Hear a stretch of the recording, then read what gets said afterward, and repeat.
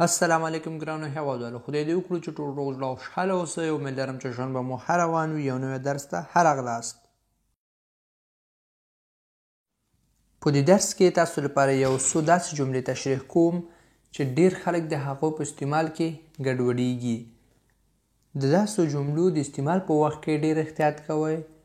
دا ټول په دې درس کې تشریح کوم. ویډیو تر اخره را سره وګورئ.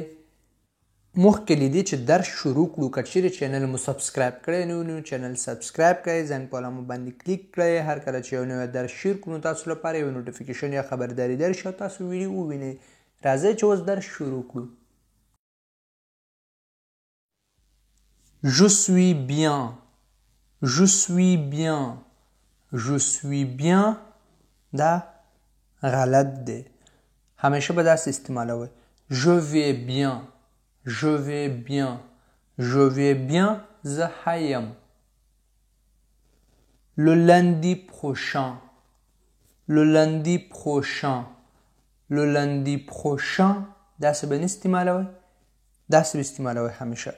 Lundi prochain. Lundi prochain. Lundi prochain. راتلونکې دوشنبه. Dans le matin. Dans le matin. Dans le matin. داسې به نه استعمالوئ. Le matin. Le matin.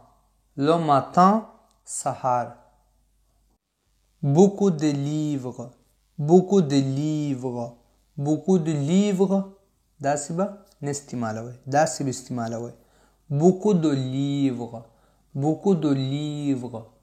Beaucoup de livres. ډیر کتابونه. فرق دلته دا دی چې په لومړۍ جمله کې لیوغ نه مخکې دی دی اس راغلی دی، خو په دویمه جمله کې لیوغ نه مخکې دا دی. بوکو له کلمې څخه وروسته همیشه دا استعمالوئ. دی دو دا به نه استعمالوئ. Je visite mes amis. Je visite mes amis. Je visite mes amis. داسې به نه استعمالوئ. Je rends visite mes amis. Je rends visite mes amis. Je rends visite mes amis. زه خپل ملګري ګورم. ویزیټي دا یو فعل دی. یو ځای لپاره استعمالیږي. کله چې یو ځای سره ویزیټ کوي نو په هغه وخت کې ویزیټي استعمالو. لکه Je visite à Paris. خو لیکن انسان لپاره rendre visite استعمالیږي. Rendre visite. Je rends visite avec mes parents.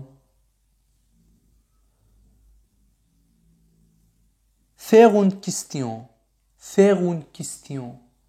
Faire une question. داسې به نه استعمالوئ. Poser une question. Poser une question.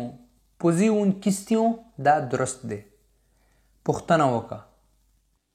Faire une question دا غلط دی. مثلا tu fais une question دا درست نه دی. داسې به وایي tu poses une question یا je pose une question. Il pose une question. همیشه question څخه مخکې poser استعمالو. Je suis tard. Je suis tard. Je suis tard. داسې به نه وایئ. داسې به وایئ Je suis en retard. Je suis en retard. Je suis en retard.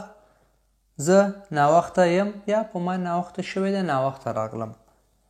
دا زموږ درس و. امید لرم چې ورباندې پوه شوي یاستئ. که چیرې همدغسې نورو جملو کې تاسو ګډوډېږئ او مشکل لرئ نو تاسو کولی شئ چې په کمنټ کې راته ولیکئ او په راتلونکي ویډیو کې د هماغه په باره کې خبرې وکړو.